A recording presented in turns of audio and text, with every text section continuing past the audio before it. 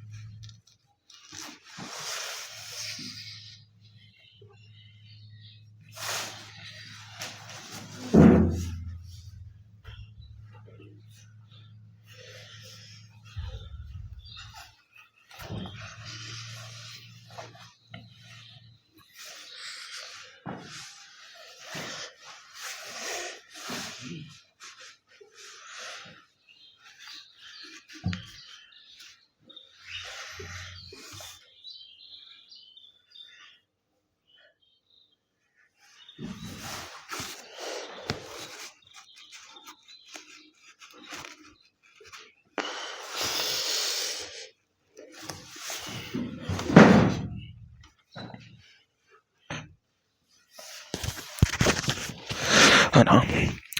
तो अपन ने क्या देखा था कि जो ग्रह होता है ना, ग्रह मतलब ये ग्रह पृथ्वी और ये उपग्रह है। तो पृथ्वी की तरफ एफ जी फोर्स लगाती है, ग्रेविटेशन फोर्स, और ये ग्रह पृथ्वी की तरफ भी एक ग्रेविटेशन विपरीत दिशा में ग्रेविटेशन फोर्स लगाता है। पर वो एक सही दूरी पर आकर वो ग्रेविटेशन फोर्स परिवर्तित हो जाता है किसमें?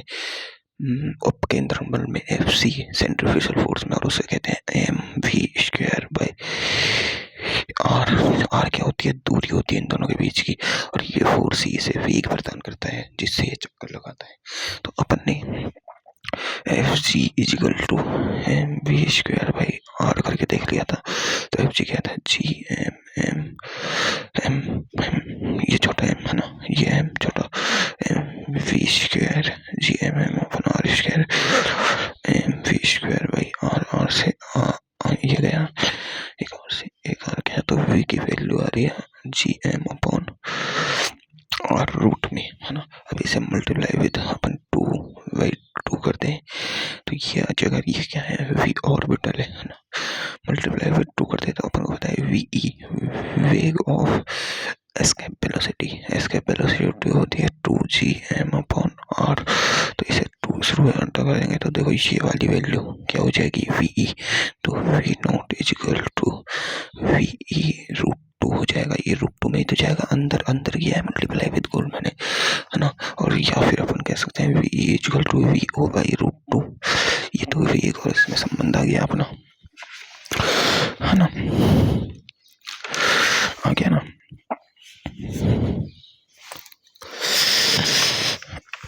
आ गया, बिल्कुल आ गया ये संबंध, है ना। अभी देखो अपन को क्या करना है,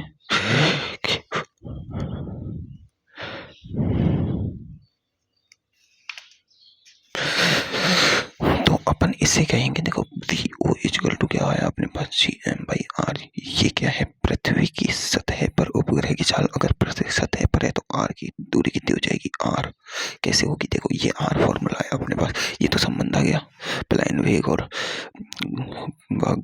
ग्रह के कक्षीय वेग में संबंध, है ना।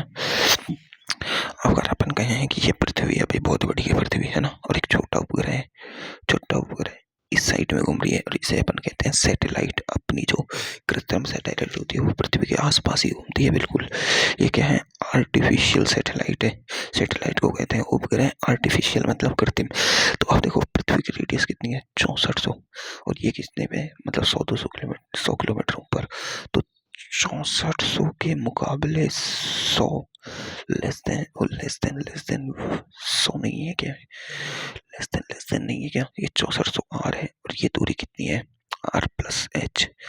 कितनी हो गई ये? 6400। ये एच से बहुत ज्यादा दूर नहीं है क्या? ये एच से बहुत ज्यादा नहीं है क्या? बिल्कुल है। तो इस स्थिति में आर प्लस एच को क्या कर सकते हैं? अपन आर लिख सकते हैं। तो वी ऑर्बिटल अगर इस ग्रह के लिए पूछी जाए तो ये एच हाइट है, ये आर है, तो कितनी पे होगा? G M upon R plus H पर, एम किसका है? पृथ्वी का, ई का, है ना। तो देखो वी ओ इक्वल टू, अब देखो अपन को पता है कि एच बहुत कम है, ये कहाँ 6400, कहाँ 100 किलोमीटर, 200 किलोमीटर, तो अंतर मतलब पहुंच जाता है।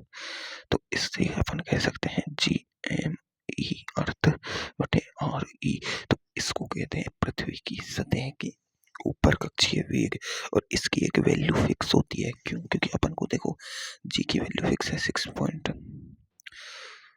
कितनी होती है यार, वो होती है ना कुछ, तुम्हें याद होगी, मुझे याद नहीं है।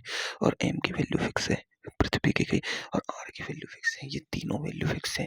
तो ये उपग्रह की कक्षीय वेग फिक्स है, ये वाली वेग है ना उपग्रह की, ये उपग्रह की सैटेलाइट की कक्षीय वेग फिक्स होती है पृथ्वी के आसपास वालों की, और ये ना एक फिक्स वेग पर ही गति करते हैं,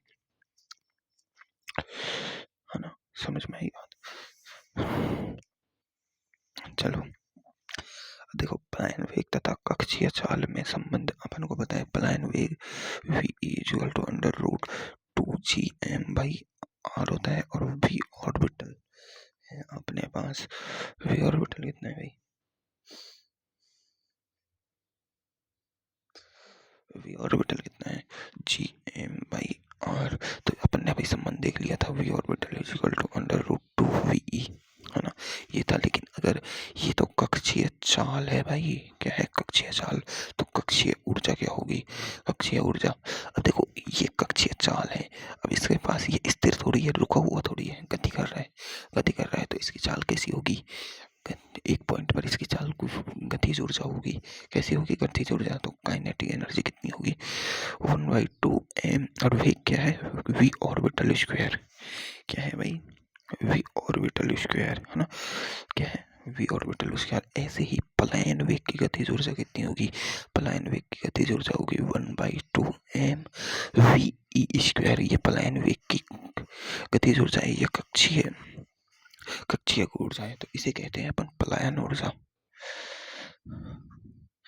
पलायन ऊर्जा यानी पलायन करने के लिए आवश्यक ऊर्जा, और इसे कहते हैं अपन कक्षीय गतिज ऊर्जा। क्या कहते हैं, कक्षीय गतिज ऊर्जा।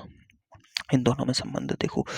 अब देखो अपन को पता है कि वी की जगह ये देखो पलायन ऊर्जा क्या है, पलायन ऊर्जा है 1/2mve², है ना। अब इस वी की जगह मैं ये रख दूं, क्या मैंने देखो ये वी की जगह इस ये वाला फॉर्मूला रख दूं, ये वाला रख दूं, तो यहाँ आ जाएगा v0² बटे √2 का स्क्वायर। तो देखो पलायन ऊर्जा बराबर देखो 1/2mv0², तो अलग आ गया, इंटू बटे में 1/√, इस रूट का स्क्वायर हो जाएगा 2। तो पलायन ऊर्जा ये क्या है, कक्षीय गतिज ऊर्जा। तो देखो संबंध देखो, पलायन ऊर्जा बराबर होता है 1/2 इंटू कक्षीय गतिज ऊर्जा।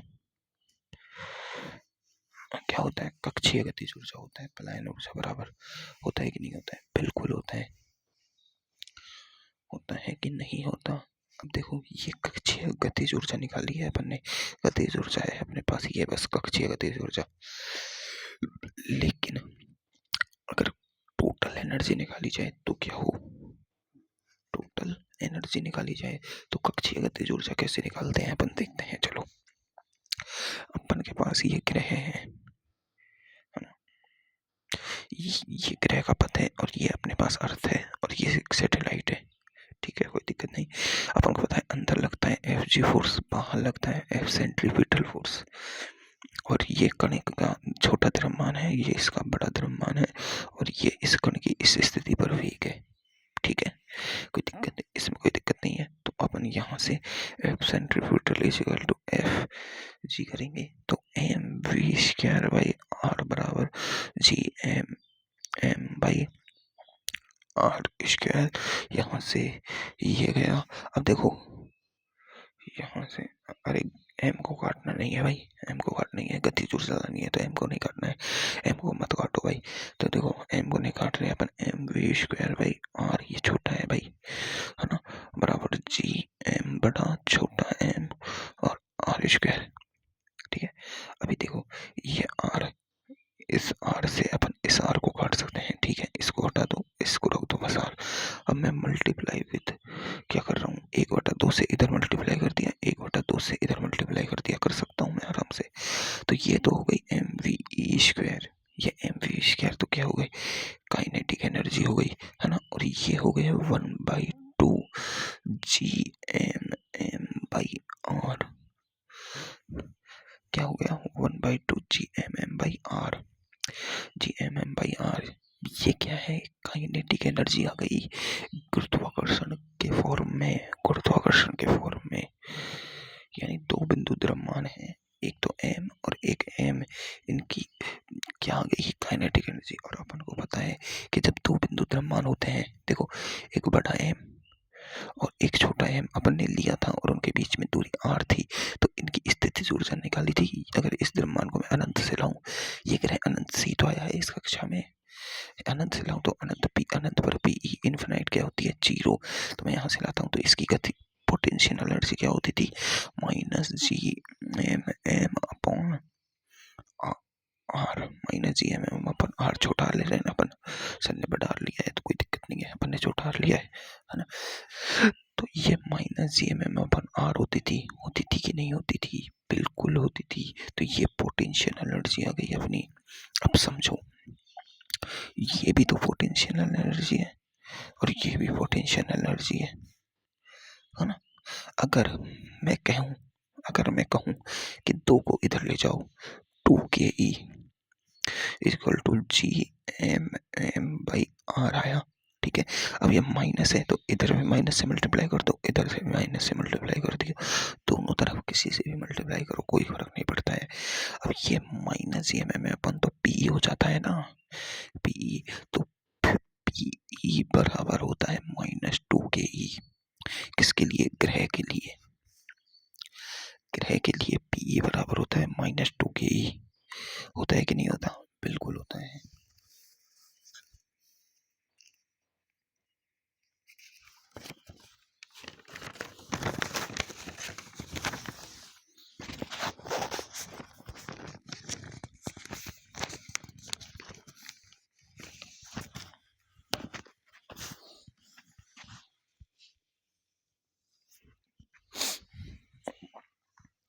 देखो अब तुम्हें समझ आया कि ग्रह होते हैं, ग्रह उनकी गतिज और काइनेटिक एनर्जी क्या होती है, Gmm/2r।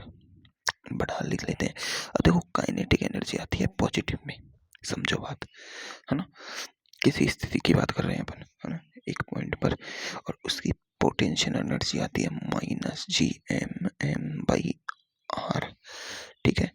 और पोटेंशियल एनर्जी आती है नेगेटिव में, क्या आती है, नेगेटिव में स्थिति ऊर्जा। अब देखो अपन को पता है कि टोटल एनर्जी होती है Pe + Ke या फिर Ke + Pe, टोटल एनर्जी होती है।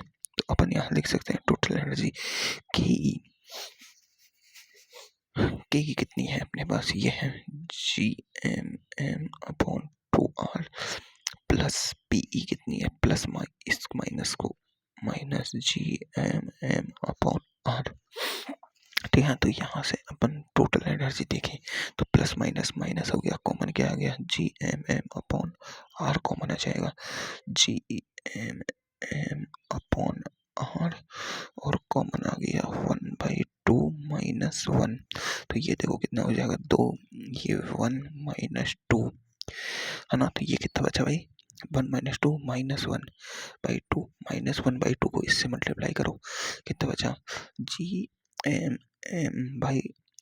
और -1 को तो छोड़ो, 2 कर दो। तो देखो टोटल एनर्जी आई है माइनस में, कितनी आई है, माइनस में। इसे ऐसे भी ना निकाल के ऐसे निकाल सकते हैं। अपन ने अभी एक संबंध निकाला था, Pe बराबर -2ke होता है, ये संबंध निकाला था। We know that total energy = Ke + Pe होता है। तो अपन Ke, total energy Ke plus P की जगह अपन क्या लिख सकते हैं, -2, ये तो -2ke, यानी टोटल एनर्जी आ गई -ke के बराबर। किसके बराबर आ गई, एक के में से 2 के गया, तो भाई माइनस के ही बचा। अब ये के की वैल्यू क्या है ये, तो ये वैल्यू अगर हम यहाँ पुट करें तो टोटल एनर्जी क्या जाएगी -Gmm/2R। तो अब अपने पास देखो सभी ऊर्जाओं को देखो, के ई आता है Gmm/2R, पी आता है -Gmm/R,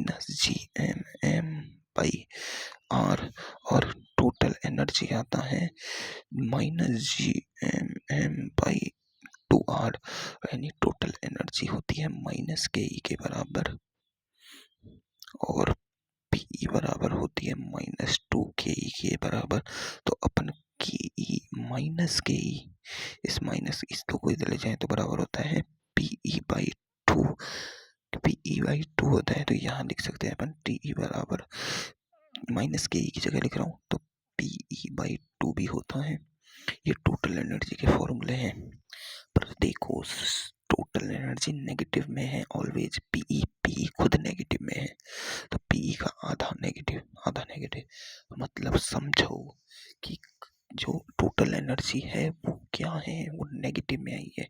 टोटल एनर्जी अपनी आई है -Gmm/2R। इतनी एनर्जी इसके पास ऋणात्मक है। और मैंने क्या बताया था कि एक ये अर्थ है, इस अर्थ की ग्रेविटेशन फोर्स के अंदर कोई भी चीज रखी है उसकी टोटल एनर्जी नेगेटिव होगी, उसकी पोटेंशियल एनर्जी सदैव नेगेटिव होगी। एक स्थिर अवस्था में अब ये ग्रह एक स्थिर अवस्था में चक्कर लगा रहा है इधर, तो इसकी पोटेंशियल एनर्जी और काइनेटिक एनर्जी, वो पोटेंशियल एनर्जी ऋणात्मक होती है। कारण इसे कहते हैं अपन बंधन ऊर्जा। ये इस ग्रह की क्या है, बंधन ऊर्जा है। क्या है, बंधन ऊर्जा। अगर इस ग्रह को मैं इतनी एनर्जी दे दूं तो ये ग्रह बाहर निकल जाएगा इसके गुरुत्वाकर्षण फील्ड से। क्या निकल जाएगा, बाहर निकल जाएगा इसके गुरुत्वाकर्षण फील्ड से।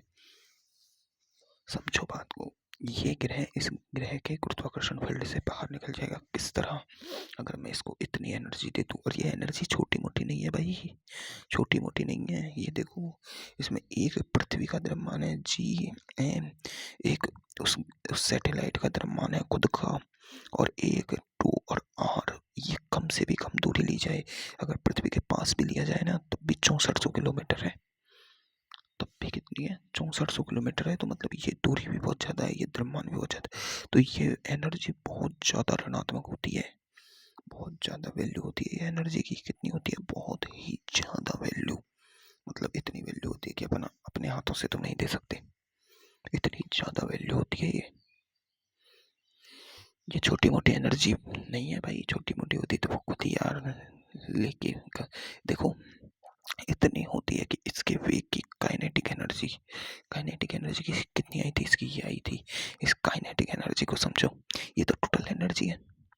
इतनी होती है कि ग्रह के पास खुद कितनी काइनेटिक एनर्जी है, Gmm/2R। और ये काइनेटिक एनर्जी भी बहुत कम नहीं है भाई, ये भी बहुत ज़्यादा है। पर अपन को इतनी ही और काइनेटिक एनर्जी दी जाए, तो इतनी ही और काइनेटिक एनर्जी आए तो ये बंधन से मुक्त हो जाएगा।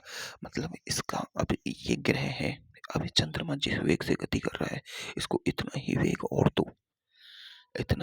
और दो तो इसकी काइनेटिक एनर्जी डबल हो जाएगी लगभग। नहीं, इतना ही और वेग दे दिया, मतलब पहले देखो काइनेटिक एनर्जी कितनी थी, 1/2m और v ऑर्बिटल स्क्वायर। अब वेग को डबल कर देंगे तो काइनेटिक एनर्जी कितनी हो जाएगी, 1/2m v को स्क्वायर, वी तो 4 वी नॉट स्क्वायर, तो 4 गुना हो जाएगी, 4 × 1/2m वी नॉट स्क्वायर, यानी ये तो हो गई इतनी। तो ये के ई 2 हो जाएगी 4 टाइम ke1, 4 गुना हो जाएगी, मतलब √2 टाइम वेग दो, √2 टाइम दुगुना नहीं, √2 टाइम वेग दो, √2 टाइम देंगे तो ये दुगुनी हो जाएगी। और दुगनी होता है इसके पास इतनी एनर्जी आ जाएगी, इतनी इतनी क्यों, क्योंकि देखो जितनी भी ये एनर्जी है यही तो है, और इसका नेगेटिव मान है टोटल एनर्जी। अगर इतनी ही पॉजिटिव एनर्जी दे दी जाए तो ये नेगेटिव 0 हो जाएगा। तो ये बंधन ऊर्जा से मुक्त करने के लिए उसे √2 टाइम वेग दिया जाना चाहिए। सही बोल रहा हूँ क्या भाई?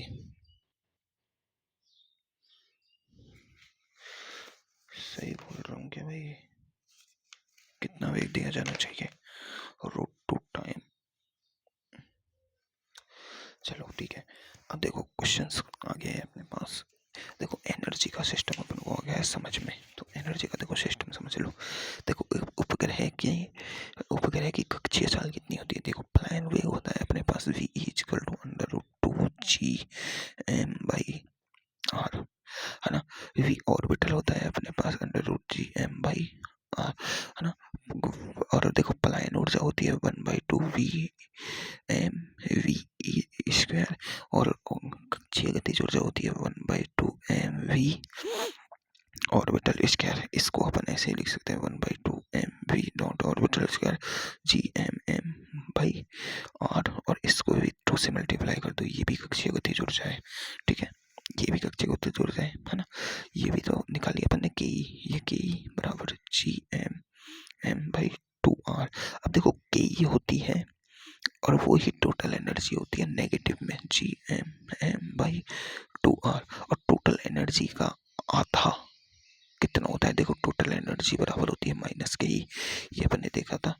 टोटल एनर्जी बराबर अभी देखा पीई बाई 2 होता है, तो पीई निकालें तो टोटल एनर्जी में मल्टीप्लाई कर दो 2, तो पीई बराबर 2 टोटल एनर्जी, तो पीई बराबर निकाल देंगे अपन टोटल एनर्जी, इसे मल्टीप्लाई कर दो 2 से, तो ये गया तो पी आ जाएगा minus G M M upon R. अब अपन कभी भी एनर्जियों को भूल जाए, उपग्रह की एनर्जियों को, तो अपन को क्या याद रखना है, एफ सी इजिकल टू क्या लगा दो एफ जी, ये तो लगा सकते हैं अपन।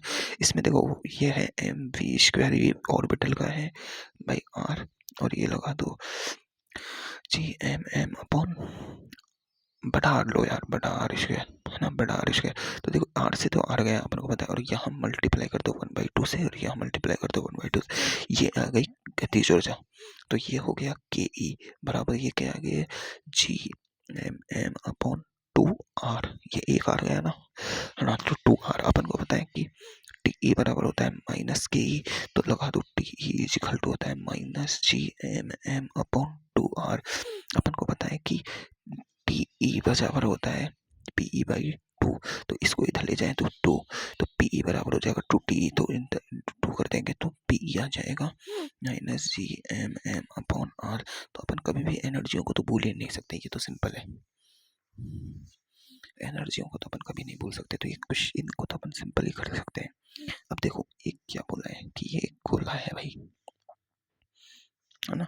इस गोले पे 3 वो रखे हैं, एक भैया, 2 भैया, 3 भैया, और ये ऐसे जुड़ा हुआ है, ठीक है। एल भुजा के समबाहु त्रिभुज के शीर्ष पर प्रत्येक एम द्रव्यमान के 3 समान कण रखे गए हैं। तीनों कणों की कोणीय तथा रेखीय चाल क्या होनी चाहिए, मतलब इनकी कोणीय चाल यानी इनका ओमेगा, और इनकी रेखीय चाल मतलब इनका वी क्या होना चाहिए कि वे उनके गुरुत्वीय क्षेत्र में इस प्रकार चक्कर लगाएं कि त्रिभुज वृत्ताकार कक्ष की परिधि पर घूमे। मतलब इन्हें सभी की कोणीय और रेखीय वेग समान होने चाहिए। क्या होने चाहिए, रेखीय और कोणीय वेग समान होने चाहिए। अब क्यों, देखो अब देखो ये मान लो इस दिशा में घूम रहे हैं तीनों, ठीक है, इस दिशा में घूम रहे हैं, तो ये थोड़ा सा इधर घूमेगा, इस जगह पे आएगा, मान लो ये अल्प विस्थापित होकर इधर आ गया, ठीक है। तो इसने देखो इसका वेग इस टाइम है इधर था, इसका वेग आ गया इधर, और इसका इस सेंटर से घूम रहे हैं, मतलब इसके इस ग्रह के सापेक्ष घूम रहे हैं। इसकी प्रारंभिक स्थिति यहाँ से थी, यहाँ आ गई। अब ये इधर विस्थापित हुआ थोड़ा, तो ये इधर, ये भी इधर विस्थापित हुआ थोड़ा, इसकी भी कोणीय वेग, इसकी स्थिति पहले यहाँ थी अब यहाँ आ गई, है ना। और ये थोड़ा इधर विस्थापित हो गया। तो अब देखो इनका ट्रायंगल घुमा कि नहीं घुमा, इधर इधर, और ये ट्रायंगल भी घूम गया। फिर थोड़ा अल्प विस्थापित होंगे तो ट्रायंगल और घूम जाएगा। मतलब अगर तीनों एक समान चाल से घूमे, तीनों एक समान चाल से घूमे और एक समान कोणीय चाल से घूमे, तो इनका ट्रायंगल कभी भी नहीं टूटेगा, वो स्थिर रहेगा। तो मतलब अपन को स्थिर रखने के लिए इनकी कोणीय, इन सबकी रेखीय चाल और कोणीय चाल समान होनी चाहिए। तो एक के निकाल लो वही तीनों की हो जाएगी, यानी इसकी भी उतनी होनी चाहिए, इसकी भी उतनी होनी चाहिए, और इसकी भी उतनी होनी चाहिए, तभी तो ट्रायंगल घूमेगा, है ना। तीनों के समान होने चाहिए, है ना, तो अलग अलग नहीं होने चाहिए। तो अब देखो, अब तीनों के समान करनी है अपन को, तो एक का निकाल लेते हैं अपन और वही तीनों को अब इसकी बात कर रहे हैं अपन।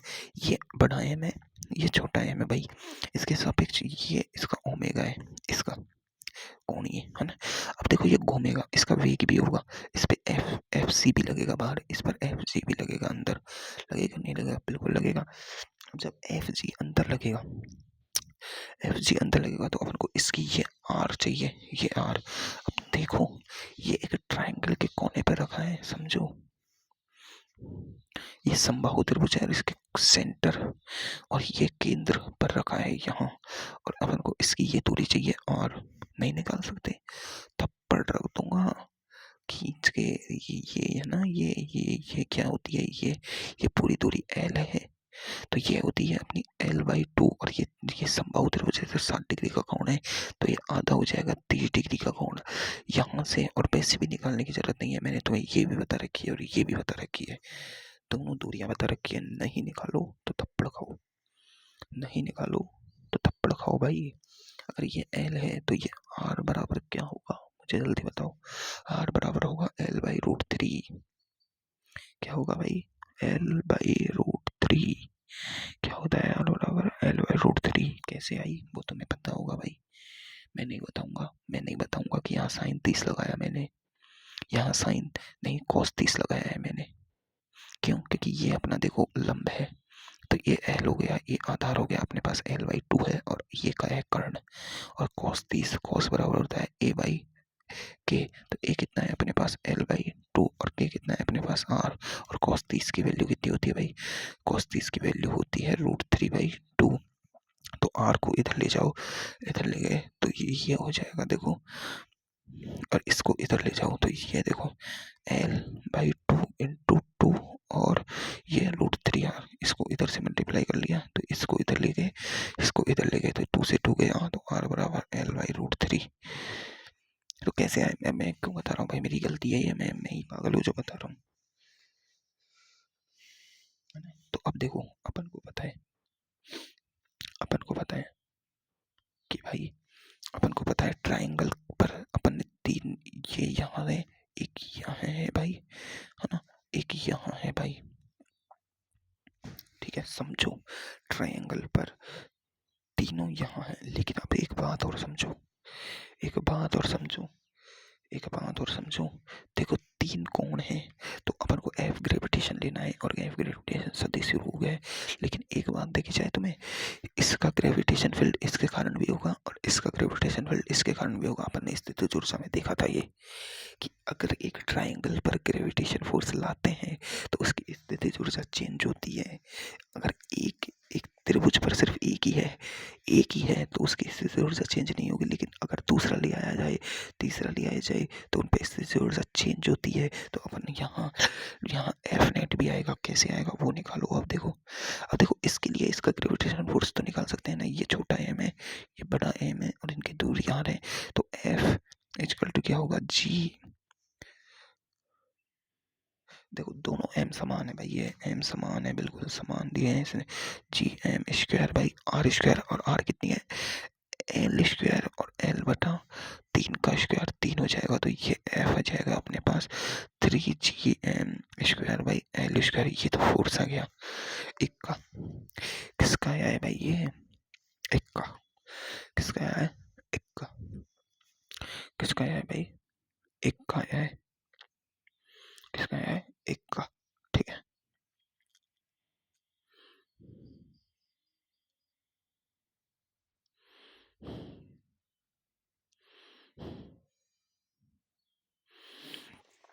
एक का आया है,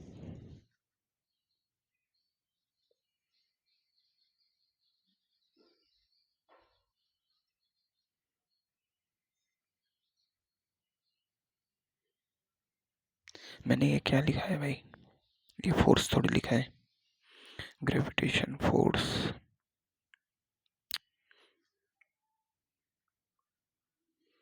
यार मैंने क्या कर दिया ये, अरे ये क्या कर रहा हूँ मैं, अबे यार हट पे, गलत कर दिया, पूरा पूरा सिस्टम ही गलत हो गया। ये क्वेश्चन मैं तुम्हें बाद में बताऊंगा।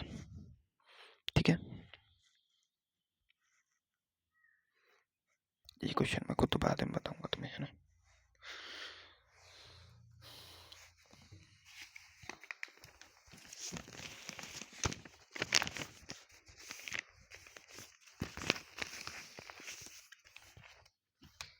देखो ये क्वेश्चन, ये यार ये है ना, वो है उनके क्वेश्चन, ये है वो वेक्टर वाला क्वेश्चन है, और मैं किस तरह से कर रहा हूँ मुझे नहीं पता।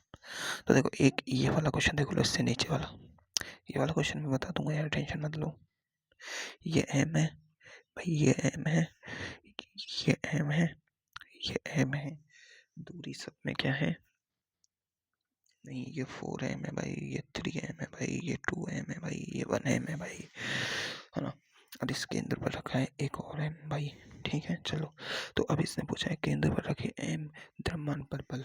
तो देखो इसके कारण इस पर बल, है ना, इसके कारण इस पर बल, है ना, इसके कारण इस पर बल, इसके कारण इस पर बल, ठीक है। तो तीनों के कारण एक दूसरे के विपरीत बल आएगा। अब मैंने इस वेक्टर को देखो, इसके कारण ये बल इधर लगेगा, तो इस वेक्टर को मैं आगे ले गया हूँ, आगे, है ना, इसके कारण इस पर बल लगेगा, तो ये वेक्टर मैं आगे ले गया हूँ, इसके कारण इस पर बल लगेगा, मतलब इस इन दोनों का बल इस दिशा में लगेगा, इन दोनों का बल इस दिशा में लग रहा है, ऐसे मतलब विपरीत दिशा में बल लग रहे हैं, ठीक है, विपरीत दिशा में बल लग रहे हैं। और अपन को पता है कि दूरी कितनी है भाई, दूरी केंद्र पर लगे द्रव्यमान हो गया। अब इनकी दूरी कितनी है भाई, ये वाली दूरी x दी है इन्होंने, ये वाली दूरी क्या दी है, x, क्या दिया भाई, x दिया, ठीक है। अब देखो इसको, डायग्राम को देखो, x दिया, अब सर ने जो दी है भाई वही लेना है अपन को, है ना। तो देखो ये 4m है अपने पास, और ये m है, समझो केंद्र पर रखा है, इन दोनों के बीच की दूरी ये क्या है, x। अपन को पूछना है केंद्र पर रखे द्रव्यमान के कारण बल, तो इसके कारण इस पर बल इस दिशा में होगा। अब इस वेक्टर को मैं थोड़ा आगे ले जाऊं सॉल्व करने के लिए, तो इस वेक्टर को आगे ले जाऊं तो कोई दिक्कत नहीं, ये बल कितना हो जाएगा, ये वाला बल ये हो जाएगा g, और 4m इंटू एम कितना हो जाएगा, g 4m, 4 आगे आ जाएगा, है ना, 4 आगे आ जाएगा, m स्क्वायर भाई आर स्क्वायर, आर की जगह एक्स स्क्वायर, ठीक है। अब इधर रखा है 3m के कारण इस पर बल इस दिशा में होगा, और ये कितना होगा, ये होगा 3gm square by R square. अरे सॉल्व कर लो यार, जी, एक का 3m, एक का फिर m, फिर आर स्क्वायर, 3 आगे आ जाएगा gm square by R square, F gravitational force यही तो होता है, और ये अपने डायरेक्शंस के हिसाब से होंगे, है ना। अब देखो इधर रखा है 2m, अब 2m के कारण इस पर बल इस दिशा में होगा, इस दिशा में कितना होगा 2gm square by x square, x की वैल्यू दी है एक्स स्क्वायर, है ना। इस m के कारण बल इस दिशा में होगा, तो इस दिशा में होगा, इसको कहेंगे अपन gm square by x square. अभी देखो अपने पास 4 वेक्टर आए हैं, 2 वेक्टर आए हैं इस दिशा में 90 डिग्री के एंगल पर, 2 वेक्टर आए हैं इस दिशा में 90 डिग्री के एंगल पर, ये कितना है 3gm square by x square, यह है 4gm स्क्वायर एक्स स्क्वायर। ये वेक्टर सॉल्व नहीं किए थे क्या अपन ने वर्ग में, वही है system, gm square by x square, और ये अपने पास 2gm square by x square. देखो ये दोनों एक दूसरे के प्रति समानांतर है, प्रति समानांतर है, तो इसमें से इसको घटा दो, ये कितना बचा अपने पास, इसे सॉल्व करते हैं, ये 2gm square by x square बचा, तो ये बचा अपने पास 2gm square by x square, इसमें से इसको घटा दो तो ये बचा अपने पास इधर भी 2gm square by x square. अब इन दोनों का परिणाम ही निकाल दो, क्या एफ नेट, एफ नेट देखो gm स्क्वायर को अपन f मान लें, gm square upon x square को अपन f मान लें, तो ये 2f है और ये भी 2f है, या फिर एफ एफ मान लें, तो एफ एफ वेक्टर 90 डिग्री पर है, किस पर है 90 डिग्री पर, तो मैंने बताया नहीं थे कि एफ नेट क्या निकालो, एफ नेट हो जाता है √2f, अगर 60 डिग्री पर हो तो एफ नेट हो जाता है 3f, अगर 120 डिग्री पर हो तो एफ नेट हो जाता है एफ, होता है कि नहीं होता, होता है कि नहीं होता, होता है कि नहीं होता, बिल्कुल। देखो अगला क्वेश्चन, समुद्र में उठने वाली ज्वारीय धाराएं मुख्यतः किसके कारण होती है? वो होती है पृथ्वी पर चंद्रमा के गुरुत्वाकर्षण गुरुत्वीय प्रभाव के कारण। अंतरिक्ष यान द्वारा पृथ्वी से चंद्रमा और फिर चंद्रमा से पृथ्वी की यात्रा के दौरान अधिकतम ईंधन की खपत होगी जाते समय। क्यों? क्योंकि पृथ्वी का गुरुत्वाकर्षण फोर्स ज्यादा है भाई। गुरुत्वाकर्षण फोर्स पृथ्वी का ज्यादा है तो पृथ्वी चंद्रमा के बजाय पृथ्वी अपन को अपनी तरफ खींचेगी। आते टाइम पृथ्वी का गुरुत्वाकर्षण फोर्स ज्यादा है तो चंद्रमा का कम है, तो चंद्रमा तो कम खींचेगा वहीं पर पृथ्वी ज्यादा। अब देखो दोनों गुरुत्वाकर्षण बल सदिश बल है, तो जिसका परिमाण ज्यादा होगा वही तो विजेता बनेगा। अब पृथ्वी का गुरुत्वाकर्षण फोर्स का मान ज्यादा है तो पृथ्वी की तरफ ही जाएंगे अपन, तो उल्टा अपन को तो आते टाइम है ना उल्टा फ्यूल नीचे की तरफ लगाना पड़ेगा, ताकि ताकि पृथ्वी के गुरुत्वाकर्षण फोर्स के कारण जो त्वरण आएगा उसे कम किया जा सके और सेफ लैंडिंग की जाए। इसलिए तो आते टाइम नोजल नीचे की तरफ होते हैं और जाते टाइम भी नोजल नीचे की तरफ होते हैं।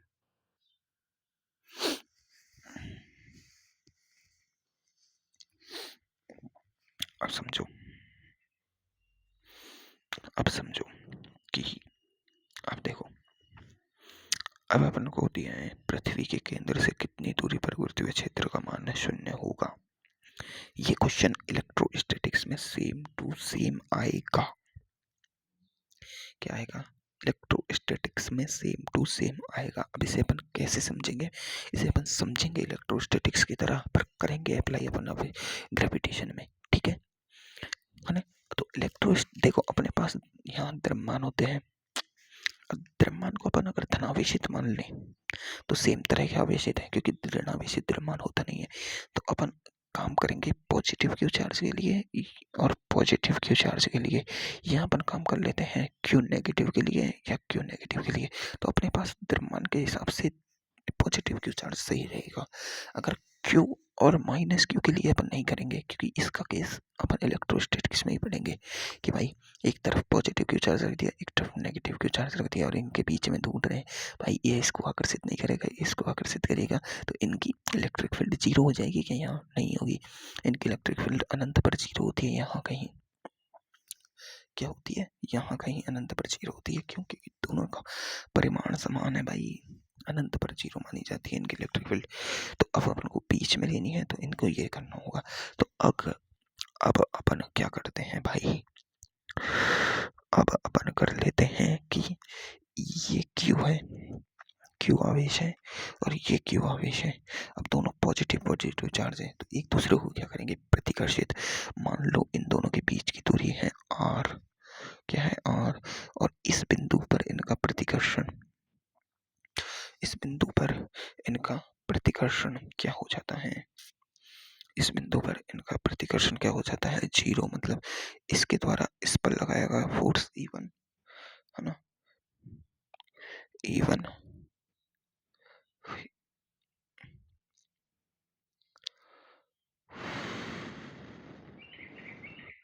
अबे यार अपन क्यों क्या वैसे क्यों करें भाई, अपन द्रव्यमान के हिसाब से करेंगे, फिर उस पर कॉन्सेप्ट अलग हो जाता है यार इसमें। क्योंकि ये पृथ्वी के द्रव्यमान लिया गया है, एक चंद्रमा का लिया गया है। अब देखो पृथ्वी के द्रव्यमान के केंद्र से केंद्र पे लगेगा, ठीक है पहली बात तो। अब देखो इसका द्रव्यमान मून के द्रव्यमान के 81 टाइम है और ये मून का द्रव्यमान है, ठीक है। अब हमें याद रखना है कि दोनों द्रव्यमानों के बीच जहां भी गुरुत्वीय क्षेत्र शून्य होगा उस बिंदु पर दोनों की गुरुत्वीय तीव्रताएं समान व विपरीत होती हैं। देखो मान लो इसकी गुरुत्वीय तीव्रता इस बिंदु पर जा रही है, इसकी गुरुत्वीय तीव्रता इस बिंदु पर जा रही है। अब इन दोनों की गुरुत्वीय तीव्रता यहाँ बराबर हो गई कहीं। ये दूरी कितनी थी? आर। ये दूरी हो गई एक्स, ये दूरी हो गई आर माइनस एक्स। क्या हो गई? अब देखो आर नहीं लिया जाती है, आर माइनस एक्स मान लो। कोई दिक्कत है भाई? कोई दिक्कत है क्या? कोई दिक्कत नहीं है, कोई दिक्कत नहीं है। दूरी है, दूरी है, दूरी है भाई, दूरी है। दिल बड़ा बदमाश है, दिल बड़ा बदमाश। अब देखो अब अपन को करना क्या है? अपन को करना ये है भाई कि इसकी देखो ई का फॉर्मूला क्या होता है, ये तो जानते होगे ना। ई का फॉर्मूला होता है G M by square G M by R square. E और ग्रेविटी त्वरण दोनों का फॉर्मूला सेम होता है यार, पढ़ाया था, भूल गए, मैं ही भूल गया। ठीक है, देखो इसकी होगी E1 इस दिशा में, इसकी होगी E2 इस दिशा में। ठीक है, अब E1 क्या होगी, अब देखो दोनों की E1 और E2 बराबर होंगे तभी तो 0 होगा। तो E1 है जी एम, कितना है इसका 81 एम बाई एक्स स्क्वायर, और इसकी होगी जी एम, है ना, M by R minus X square. ये एम से एम गया, जी से जी गया, ये आ जाएगा 81 एक्स स्क्वायर बराबर 1 minus R minus X square. अब इसे सॉल्व करेंगे, दिमाग लगाएंगे, दौड़ाएंगे, घुमाएंगे, है ना, तो कुछ वैल्यू आएगी कितनी, X equal to 9 R by 10, पर करना नहीं है, याद क्या रखना है भाई यार, तो क्या रखना है, अब देखो याद ये रखना है कि इसका भी अपन ने COM लिया है, इसका भी COM लिया है, मान लो दो बिंदु द्रव्यमान है, याद रखने की बात। ठीक है, क्या है याद रखने की बात, ये तो फुल मेथड है, पर भाई फुल मेथड थोड़ी काम आता है। तो ये M1 द्रव्यमान है, ये भैया M2 द्रव्यमान है, कोई दिक्कत, इन दोनों के बीच की दूरी R, कोई दिक्कत, इस बिंदु पर इनकी गुरुत्वीय क्षेत्र, गुरुत्वीय विभव कुछ भी जो है वो शून्य हो रहा है, किस पे, सब कुछ शून्य हो रहा है इस पर, इस बिंदु पर कुछ भी मान लो भैया, कुछ भी, तो अपन को तो पूछेगा तो क्वेश्चन में ये x1 दूरी या ये x2 दूरी पूछेगा, तो ये नहीं, ये थोड़ी पूछेगा कि इसका फॉर्मूला निकाल के सॉल्व करके दिखाओ, नहीं, अपन को पूछेगा कि इसकी इस बिंदु पर गुरुत्वीय क्षेत्र शून्य हो रहा है, इस गुरुत्वीय विभव शून्य हो रहा है, वो क्या कह रहे हैं, इनकी इनका ग्रेविटेशनल फोर्स शून्य हो रहा है, कुछ भी शून्य हो रहा हो मान लो, है ना, तो इस पॉइंट पर हो रहा है ना, तो इसके लिए अपन को देखो x1 निकालने का तरीका, x1 लो, है ना, तो m1 लो, बटे में m1 प्लस m2 लो, ठीक है, और इसको मल्टीप्लाई कर दो विद r, किससे, r से, और इन सबको कर दो रूट में, मतलब x2 हो जाएगा m2 का रूट बटे m1 का रूट प्लस m2 का रूट बाई r क्या है, टोटल दूरी, फॉर्मूले डायरेक्ट निकालो भैया। अब देखो इसी को सॉल्व करेंगे,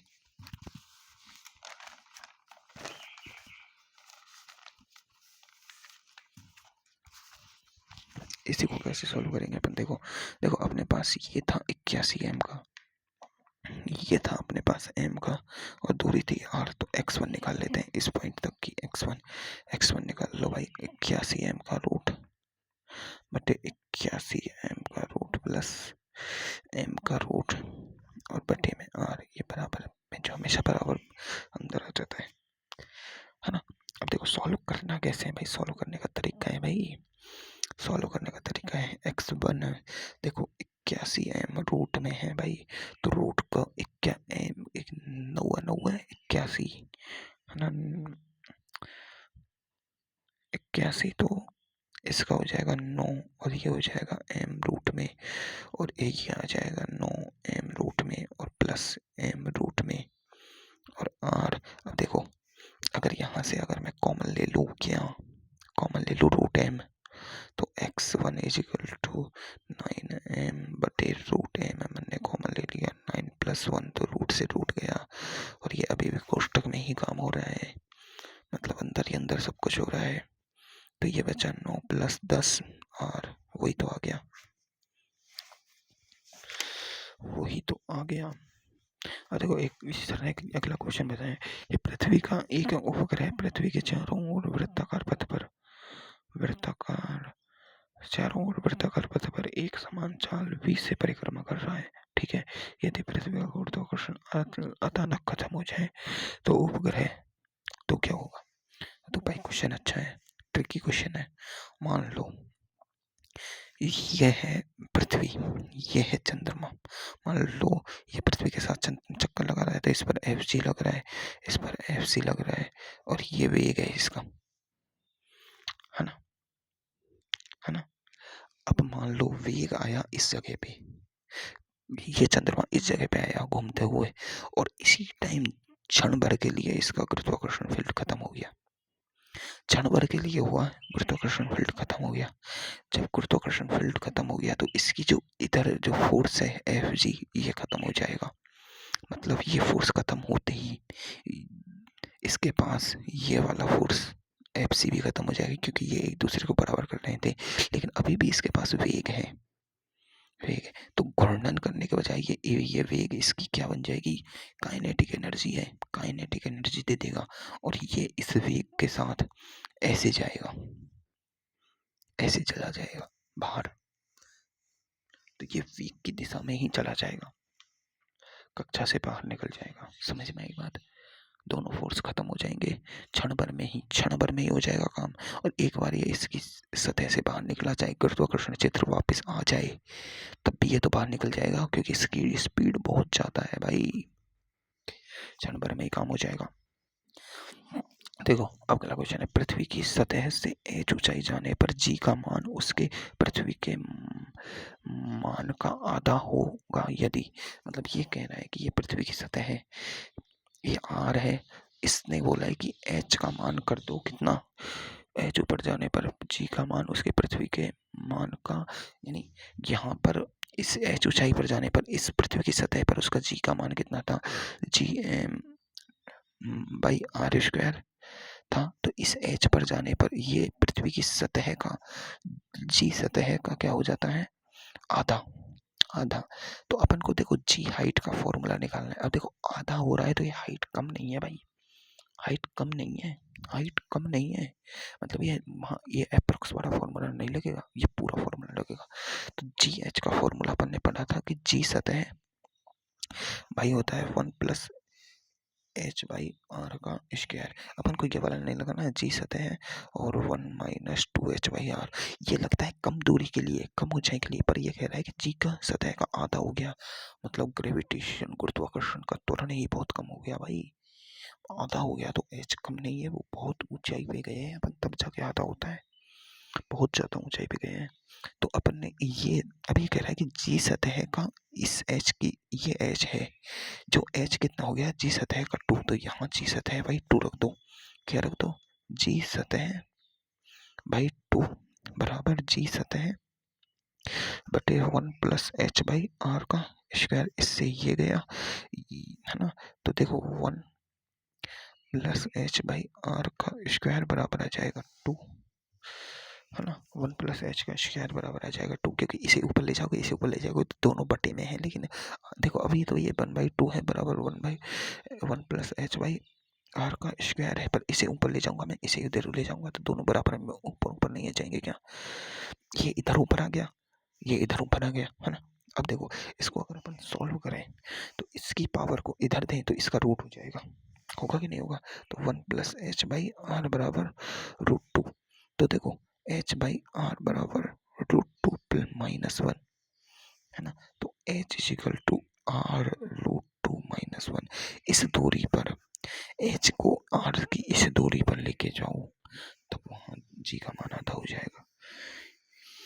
देखो करना क्या है, क्वेश्चन ने कहा है कि पृथ्वी की सतह पर जी का मान जितना था, जी सतह, ये r दूरी पर पृथ्वी की सतह है, r त्रिज्या, इसको मैं h ऊंचाई पर लेके गया, h ऊंचाई पर इतना लेके गया कि यहाँ पर जो जी एच है वो हो गया जी सतह बाई 2, जी सतह का आधा हो गया। तो यही तो मैंने सॉल्व किया है। अब देखो अगला क्वेश्चन, यदि पृथ्वी अचानक घूर्णन करना बंद कर दे तो ध्रुवों के अलावा अन्य स्थान पर जी का मान क्या होगा। देखो अपन ने जी घूर्णन पढ़ा था, जी घूर्णन पढ़ा था, तो वो था जी सतह, यानी जी नॉर्मल, अपना नॉर्मल माइनस ओमेगा स्क्वायर और साइन स्क्वायर थीटा, या फिर अपन ने देखा था जी नॉर्मल और cos square theta, cos square theta लिया था अपन ने, साइन को छोड़ो, जी आर और कॉस स्क्वायर थीटा, वो थीटा अलग अलग एंगल से लेने पे। देखो ये पृथ्वी है, ये ध्रुव है, ये वो मध्य रेखा है, और यहाँ पर ये अपने लेके और ये थीटा लिया था। अब सर ने साइन स्क्वायर थीटा क्यों लिया है, सर ने साइन स्क्वायर थीटा इसलिए है कि यहाँ से थीटा लिया है, कहीं से ले लो बात तो एक ही है।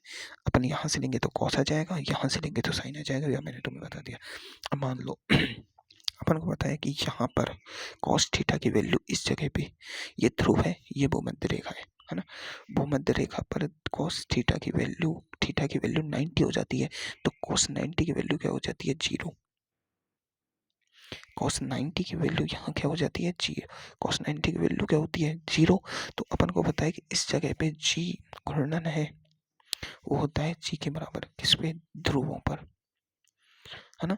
अब देखो धीरे धीरे ऊपर जा रहे हैं तो कॉस थीटा की वैल्यू बढ़ती जा रही है। अपन को पता है कि कॉस थीटा की वैल्यू, जब थीटा की वैल्यू बढ़ती जाती है तो कॉस थीटा की वैल्यू कम होती जाती है ना। और कॉस 0 पे होता है तो cos theta is equal to 0 होता है, तो कॉस कॉस थीटा की वैल्यू 1 होती है सबसे ज़्यादा। Cos theta is equal to 90 होता है तो कॉस थीटा की वैल्यू होती है सबसे कम 0 होती है, सबसे कम 0। तो 90 होने पर तो ये वैल्यू, ये जो नेगेटिव वैल्यू है वो बिल्कुल खत्म हो जाती है। यहाँ पर जी घूर्णन सबसे ज़्यादा होता है। लेकिन अब ये कह रहा है कि पृथ्वी घूर्णन करना बंद कर दिया, है ना। पृथ्वी घूर्णन करना बंद कर दिया तो इस सतह पर सतह का लगेगा, ये सतह का है, ये सतह का है, जी सतह है, ये जी सतह का है। तो देखो इस पर तो घूर्णन हो चाहे ना हो, लेकिन जी सतह ही फिक्स है, क्योंकि यहाँ पर जी सतह का ही है, घूर्णन के कारण भी उतना ही है और ना घूर्णन के कारण। लेकिन यहाँ घूर्णन के कारण, जी घूर्णन के कारण है जी सतह माइनस, और ये कॉस स्क्वायर थीटा, जी थीटा बराबर 0 डिग्री पर 1 हो जाएगा, तो जी सतह माइनस ओमेगा स्क्वायर आर, ये है।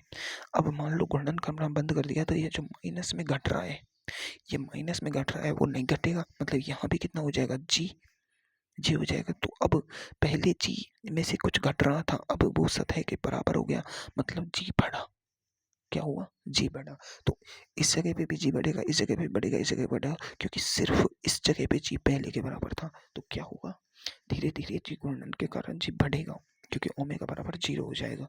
ये ओमेगा बराबर 0 हो गया तो ये बंद हो जाएगा, घूर्णन के कारण भी जी सतह पे ही आएगा, समझ में आएगा, बढ़ेगा। अगला क्वेश्चन देखो, यदि द्रव्यमान को नियत रखते हुए पृथ्वी की त्रिज्या 1% घटा दी जाए तो गुरुत्वीय त्वरण होगा। पहली बात तो अपन ने बेमा वाले चैप्टर में पढ़ा था त्रुटि, है ना, त्रुटि की, और वो उसमें देखा था लेस देन 5% का कॉम्प्लेक्स देखा था अपन ने। लेस देन जब 5% चेंज होता है, लेस देन जब 5% चेंज होता है तो सापेक्षिक त्रुटि लगाते हैं अपन। जैसे डेल्टा आर में चेंज देख रहे हैं तो आर बाई आर इंटू 100, ये होती है सापेक्षिक त्रुटि, होती है भाई, देख लेना वहीं जाके, है ना। तो सापेक्षिक त्रुटि लगाते थे, है ना। सापेक्षिक त्रुटि यहाँ पर भी 1% चेंज कर रहे हैं अपन, किसमें, त्रिज्या में, तो वो जो लगेगा वो सापेक्षिक त्रुटि लगेगा, क्या लगेगा, सापेक्षिक त्रुटि। अब यहाँ पर देखो फॉर्मूला क्या है, जी का जी है, जी एम बाई, देखो यार समझाने की बात नहीं है, ये तुम्हें करना चाहिए था क्योंकि तुमने भी वाला चैप्टर पढ़ रखा है, फिर भी मैं समझा देता हूँ। अब देखो जी, ये दोनों तो कांस्टेंट है, द्रव्यमान को सेम रख दिया, ये तो कांस्टेंट है, जी समानुपाती आता है 1/r स्क्वायर के। अब देखो जब अपन ने यहाँ त्रुटि लगाई थी तो डी आर बाई आर कर रहे थे, तो ये पावर होती है ना, पावर, अगर जी समानुपाती आर स्क्वायर के होता, जी समानुपाती आर स्क्वायर के होता, है ना, है ना, तो इस पावर को अपन आगे लिखते थे, और अब भी इस पावर को, इसको ऊपर ले जाएंगे तो इस पावर को अपन आगे लिखेंगे कैसे, इसको लिखेंगे जी बराबर डी आर बाई आर, और इस पावर को लिखेंगे आगे, पावर को हमेशा आगे लिखा जाता है 1/100। तो देखो डी आर चेंज कितना है, 1%, चेंज कितना है 1%। अब देखो 1% में दिया है तो ये परसेंटेज ही तो है, ये क्या है, डी आर बाई आर, ये क्या है, चेंज, ये चेंज, और मल्टीप्लाई विद 100 हो रहा है तो परसेंटेज चेंज है, ये क्या है, परसेंटेज चेंज। तो जी 2 इंटू परसेंटेज चेंज कितना है, 1%, तो जी आ जाएगा 2, यानी जी में 2% की कमी आएगी, वो पॉजिटिव आएगा, पॉजिटिव, जी 2% से बढ़ जाएगा, कितना हो जाएगा जी, क्योंकि यहाँ देखो आर घट रहा है तो जी बढ़ रहा है, जी में 2% की वृद्धि होगी। ठीक है, कैसे हुआ, इसका कॉन्सेप्ट तुम्हें उसमें मिलेगा, ये वाला जो कॉन्सेप्ट है वो उसमें मिलेगा, किसमें, सापेक्षिक त्रुटि वाले कॉन्सेप्ट में भाई, वहाँ जाके देखो। और कितने क्वेश्चन है यार? बहुत है भाई, अभी तो बहुत क्वेश्चन है और टाइम बहुत नहीं है भाई, दिक्कत है। अब देखो ये बड़ा क्वेश्चन है भाई, बड़ा क्वेश्चन है भाई, बड़ा बड़ा क्वेश्चन है। देखो इन क्वेश्चनों को करा दूंगा मैं धीरे धीरे, पहले थोड़ा देख लें अपन, कल कैपलर के नियम पढ़ लेंगे, है ना।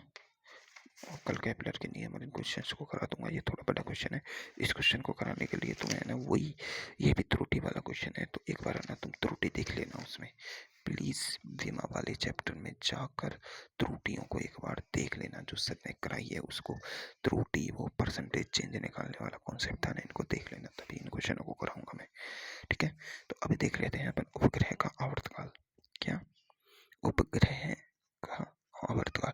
देखो आवर्तकाल का फॉर्मूला है ना, देखो अपन आवर्तकाल का जो फॉर्मूला होता है ना, आवर्तकाल का जो फॉर्मूला होता है, अपन ने, मैंने तुम्हें रोटेशनल में एक फॉर्मूला कराया था, रोटेशनल में मैंने ओमेगा बराबर 2 पाई टी का फॉर्मूला कराया था। ये आवर्तकाल होता है, ये फॉर्मूला मैंने तुम्हें बताया था। और वन मैंने तुम्हें ये फॉर्मूला बताया था। और ओमेगा बराबर क्या होता है? वी आर, नहीं वी नहीं होता, वी बराबर होता है ओमेगा आर, और ओमेगा बराबर हो जाएगा V by R, V by R. तो देखो वी बाई आर बराबर 2 पाई टी, ये फॉर्मूला मैंने तुम्हें बताया था भाई, बताया था। अब देखो इस आर को इधर से मल्टीप्लाई कर दो, इसको इधर ले जाओ, इसको इधर ले जाओ, टी बराबर 2 पाई और आर बटे वी, ये क्या है? आवर्तकाल है। क्या है? आवर्तकाल, है ना, 2 पाई टी। अब देखो वी, वी क्या है? ये वेग है। अब किसका दिख रहा है? अपन उपग्रह का, और उपग्रह का वी ओ क्या निकाला था अपन ने? वी ओ क्या निकाला था, जल्दी से बताओ। वी ओ क्या होता है? देखो एफ सी इजिकल टू लगा दो एफ सी, तो एफ सी क्या है? M V square by R बराबर G M by R square. देखो आर से तो ये आर गया, एम से तो ये एम गया, वी आ रहा है अपने पास under root G M by R, ये वी ऑर्बिटल था तो इसे यहाँ रखें अपन। तो टी बराबर 2 पाई आर बटे वी की वैल्यू रखें under root G M by, और देखो ये अंडर रूट में है तो इसकी पावर हाफ है, तो इस आर को मैं थोड़ा बाहर लिख लेता हूँ और आर की पावर हाफ लगा लेता हूँ, कोई दिक्कत नहीं। इस आर को, अब देखो ये बटे में है तो ये आर ऊपर जाएगा, ऊपर जाएगा। अब देखो आर है और आर की पावर 1/2 है, तो इसकी पावर कितनी है? 1। तो अब इस आर को लिखूंगा तो 1 + 1/2, आर की पावर जुड़ जाएंगी। तो देखो 1 + 1/2 कितना होता है? 2, 2 + 1 यानी 3/2, तो ये आर की पावर आएगी 3/2। कैसे आई तुम्हें समझ आ दिया? मैं आर को नीचे से ऊपर लेके गया, टी बराबर 2 पाई आर की पावर 3/2 अंडर रूट में जी एम, है ना। तो यहाँ से अपन को समझ आया कि आवर्तकाल आर की पावर 3/2 के समानुपाती है ना। अगर अपन इन दोनों का पावर को स्क्वायर कर दें तो देखो इसकी पावर का स्क्वायर करें और इसकी पावर का स्क्वायर करें, है ना। देखो जब ऐसे होती है, ऐसे थी तो अपन ने पावर को जोड़ा, मतलब 2 मल्टीप्लाई में थे। अब देखो यहाँ है आर की पावर 3/2, आर की पावर 2 मान लो 2, और इस पर मैं एक और पावर लगा दूँ तो पावर मल्टीप्लाई होती है। जब 2 होती है तो जुड़ता है, और पावर, पावर के ऊपर पावर होती है तो मल्टीप्लाई होती है। 2 दूनी 4 हो गया। ऐसे आर की पावर 3/2 है और इस पर मैं स्क्वायर लगा दूं तो ये 3/2 इंटू 2 होगा, और ये 2 से 2 जाके आर की पावर 3 हो जाएगी। ये कॉन्सेप्ट है, छोटे छोटे कॉन्सेप्ट है, समझ आने चाहिए अपन को। तो देखो यहाँ इनका दोनों का स्क्वायर कर दिया मैंने, तो ये हो जाएगा टी स्क्वायर समानुपाती आर की पावर क्यू हुए। क्यों? क्योंकि आर को 3/2 मल्टीप्लाई बाय 2 करेंगे तो 3 आ जाएगा। तो देखो यानी आवर्तकाल का ये टी स्क्वायर समानुपाती होता है टी की पावर क्यूब के, यही केपलर का थर्ड लॉ है,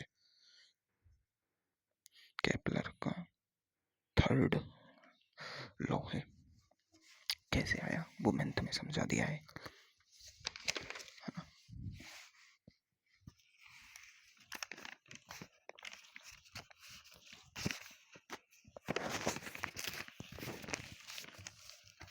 देखो पृथ्वी की सतह के नजदीक उपग्रह का आवर्तकाल जो पृथ्वी के सतह के नजदीक होता है उस उपग्रह की चाल कितनी होती है, मैंने बताया था वो होती है √G_m अर्थ का, और ये r अर्थ की, क्यों? क्योंकि वो h होती है वो बहुत कम होती है ना, नजदीक है ना, इसलिए। और t बराबर फॉर्मूला होता है अपने पास 2πr/v। अब इस फॉर्मूले को मैं अपन v को पुट करेंगे, v को पुट करेंगे v को पुट करेंगे ना, तो अपन देखो t बराबर 2πr और G_m_e की पावर यहाँ में, और यहाँ r की पावर को मैं 1/2 में लिख दूंगा, है ना। इस 1/2 को पावर को ऊपर ले जाऊंगा तो t की पावर हो जाएगी 2πr।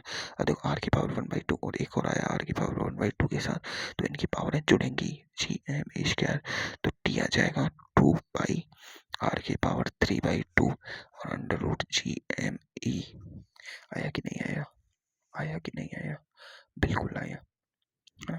लेकिन ये तो एक तरीका हुआ, लेकिन अगर अपन यहाँ देखो, वेग है अपने पास G_m_e अर्थ का बटे r अर्थ का, है ना। लेकिन इस वेग को अपन r से मल्टीप्लाई कर दें,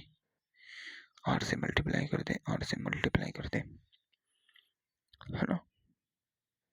r से क्या करें अपन, मल्टीप्लाई कर दें, तो ये आ जाएगा v=G_m_e r बटे r ई का स्क्वायर, r ई है ना।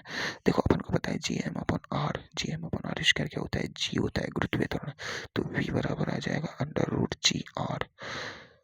क्या आ जाएगा? √Gr। ये r अर्थ की है, क्या है? अर्थ की। तो इस फॉर्मूले को अगर अपन यहाँ पुट कर सकते हैं तो t बराबर आ जाएगा 2πr बटे g, और r की पावर कितनी है? 1/2। कितनी है? 1/2। तो देखो, या फिर ऐसे लिख दो, रूट में है तो ये रूट में से ये गया तो t आ जाएगा, ये हाफ गया, है ना।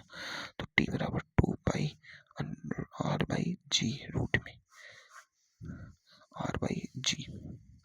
क्या आया? ये है, और ये क्या है? आवर्तकाल किसके? पृथ्वी के नजदीक उपग्रह का, और इसकी वैल्यू होती है 86 मिनट, और एक घंटे में 60 मिनट होती है, और आधे घंटे में 30 मिनट होती है, तो लगभग 90 मिनट। तो इसका टाइम है लगभग 1.5 आवर, या फिर कह सकते हैं 1 सही 1/2